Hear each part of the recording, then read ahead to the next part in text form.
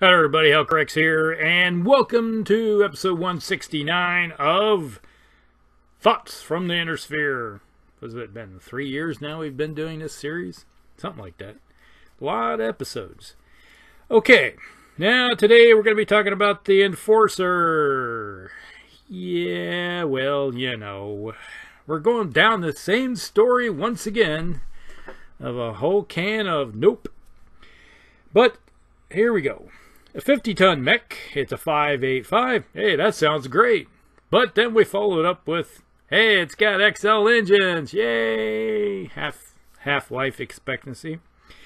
And it's running around with 12 single heatsinks, which it's not so bad until you start looking at the weapons load. It has 161 points of armor, which is not bad. You know, at least this thing can take a hit with a Gauss rifle or ERPPC from the clans and still go, oh, okay, I still got some armor left in the torso. And that's about it. And it's followed up by something like a large pulse laser or another ERPPC or Gauss rifle. And it's like, you sit there and going, well, okay, you got two chances or chance critical. Which brings me back to one of the games I had one of these things, and somebody hit it twice, and chance critical, 3 criticals, 3 engine hits, done. Okay, it was dead. And it never even got to fire because it got hit by long-range weapons fire before it could even shoot. So, yeah, there's your XL engines for you for Inner Sphere. Okay, weapons loadout. It comes in with a nice little LBX-10. I like that. That's not bad. With 2 tons of ammo, so you can carry around solid or cluster munitions. You know, so at least you can use that one way or the other. Has an ER large laser, so it at least shoots out to 19. If somebody in the clans isn't shooting at you at longer ranges and punching holes through you. And it does have case in case the ammo is hit. So, yeah, the pilot isn't blown to bits as his engine is taken out. Has a small laser in the left torso. It's like, okay, small laser. Yeah, could you at least either maybe toss that into more armor or, I don't know. And then we have the 5 jump jets, which are in the right and left torso and the center torso. All right. I think I already said how I feel about the Enforcer. I liked the Enforcer when it was in 3025 or the Succession Wars. It had a standard engine. Yeah, it was a 464, but, you know, what can you say? It's one of those deals where at least it can survive a little bit longer. But, you know, in this case, with XL engines, it's not going to be a high life expectancy. Well, at least they up the speed on it to a 5.85, so it moves around a little bit faster. That's the good thing about it. They could probably gone with making this a 6.96 if they had dropped the LBX cannon and maybe put on an ERPPC or something, or even another ER large laser and gave it double heat sinks. All right, but you know what you're taking. The whole thing is like, hey, we got all these new technologies. Let's just throw, hey, XL engines, throw it on everything. And not realizing that, yeah, you're not really helping yourself out too much in that department because, you know, you're getting ripped to pieces quickly. And like I keep saying, XL engines for the Inner Sphere is a life expectancy of half of what you normally would see. That's my experience after almost 30 years of playing high technology equipment from the Inner Sphere. It's almost guaranteed that your mech will not survive half the time it would if it just had a standard engine on it. I'd rather go to the field with a Succession War mech and then give it some upgraded equipment than to run around with an XL engine mech. It's just how I feel. It's been my experience. It's the way it is. All right. There some, now there's actually not very many. There's just a handful of variants with this thing. Official variants, air quotes. Well, obviously this is the 5D we've been talking about, the train wreck. And then there's the 4R. And then there's the standard Succession War, which is the 4R. I like the 4R, and you can do a lot of stuff with it. And I'll talk about some things that I've seen before with the 4R that, or I don't know if it was a 4R, but it was some type of mech that was I've played before in Gen Con and Origins. All right. We have the 4R, which is, the Enforcer Daniel, I guess they want to call it. It's from the Succession Wars. The Daniel version, which is the 4R, they put a experimental Gauss rifle on board. Hey, what's not to like about that, with 2 tons of ammo with it, so it could last a little bit longer. And I think that was at the expense of the large laser. So they replaced it with some medium laser. They needed a ton, so they got rid of the large laser and put some medium lasers on and throw the extra tonnage towards the Gauss rifle. So you got a longer range weapon system that will punch holes pretty good. That's not bad. When you think about it in one way, it can survive around a little bit longer. And then there's obviously we talked about there's the 5D Daniel. This was a factory fit of the standard 5D.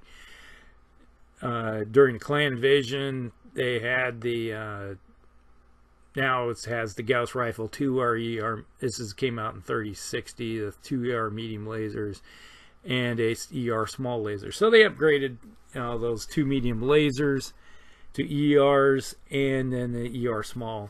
So it's still carrying around that ER small. So that's pretty much it. That's, when you're talking about variants, that's it. Yes, not much to say about it.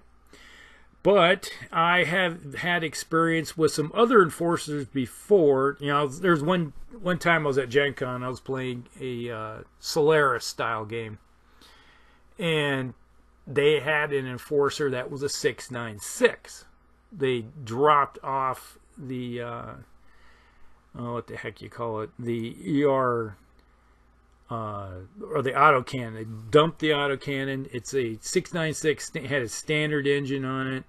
It had 10 double heat sinks, and it had they still kept the large laser, but it was an ER large laser. Then it was running around with like 4, maybe 5. I think might have been 5 medium lasers. And that was it, because they dumped that autocannon in favor of making it really fast, which was, kind of interesting, playing a Solaris style game where you could jump around pretty quickly. This basically was I always equated it to like a Phoenix Hawk, that a little bit 5 ton heavier Phoenix Hawk with some good armor on it and preflow weapons. So it was decent, and it did a pretty good job. Eventually they wore you down. It's like you're fighting everybody, and everybody was pummeling each other. And yeah, it was a good game, but it worked out pretty good. I like that one. But I don't know if that's, obviously they don't list it here, but I don't think it was official canon. But it was designed for that game. So if it was at a official Catalyst Solaris game, hey, to me that's canon now. But it never did make it to the I guess on the list here. There was another one that I played that was a 5.8.5, and I think it had an ER PPC and ER large. So they got rid of the autocannon. This was at Gen Con, and I think it had maybe an improved C3. I think it was a WOB mech. And what the heck had on it? ERPPC, large laser, 5.85, standard engine with improved, and I think it might have had 2 or 3 medium ER, maybe ER medium lasers, I think it was. So it was a nice little fighter, and it was, I think, running around is pretty much the eyes and ears kind of scout for one of the lances that we were running at the time for the Wobbs. So it was pretty much an upgraded version for it. So I don't know if it was designed specifically for the scenario that we played, but it was a good one. I liked it. So there are some variants out there that you probably don't see or heard about, but I've seen them at games before. So yeah, probably just designed specifically for the scenarios that we played. But you know, since it was at what I consider an official Catalyst event, hey, it's canon now in my book. So I've seen them. Now, how would I play this Enforcer? Yeah, well, the 5D, now you're looking at some pretty short ranges with the LBX cannon and the ER large. So this is one of those mechs where if you wanted to survive for any period of time without turning into a pressure cooker, because obviously the biggest problem with this thing, it has 12 single heat sinks, and you fire the ER large right there, you just took care of your heat. And if this thing jumps, it's up 5. So suddenly you're looking at it being a 4.65. So you just slowed it down greatly. So this thing suffers a problem with heat. So if it does fire the ER large, the LBX cannon together, and then runs, it's up 4. So it can do that one turn, but then it has to look at what can I not fire the next turn, or else I'm slowing down even more, or I'm forced to jump to try to keep its movement modifiers up. And that's the only way this mech can survive any period of time, is running as fast as it can. It's got to move at least the 7 hexes or jump 5 just to get those modifiers that might keep it alive. So if you're fighting against clan who have good pilot gunnery to begin with, that's negated pretty quickly, especially if they have pulse lasers. And it's like, let's say you have one of the games where I had a 1-2 pilot, the gunnery's 1. I'm sitting around running around with a Massacari with a targeting computer with some heavy, large pulse lasers, and those 2 ER PPCs. I was ripping things to pieces, and I had parked it in a heavy wooded hex and just sat there and just pummeled people all day long with it. And it's like, hey, I got a 3 modifier, and it's like, yeah, so I just took care of that with my gunnery and my target computer. So I was probably hitting with 2s and 4s at long range all day. So, yeah, it's like, okay, no big deal. So that's what you face a lot of times early with a lot of clan battles, and this thing has to keep moving as fast as possible. And being that the way it is, it's not going to last very long, especially if you can't get it into some type of, like, jump into terrain. But if you jump into terrain, you're forced to fire probably only the LBX cannon, because you can't fire the large laser because of heat problems, most likely. Yeah, this thing's a nightmare to begin with the heat structure and being with the run around with the XLs. So that is pretty much it when it comes to the Enforcer. It's kind of a nightmare, and it takes an individual with a lot of experience playing the game to make sure this thing even survives a period of time, because if you don't finesse this thing, it's going to have a very, very short life expectancy. Alright, that's it. That's the Enforcer. Hope you guys like it. Like and subscribe, share with all your friends, and thank you for all those individuals that have been joining up that are Battletech players that are following along, new ones. And you've been this far along in the video, thank you. Alright. Talk to y'all later. Hellcracks out.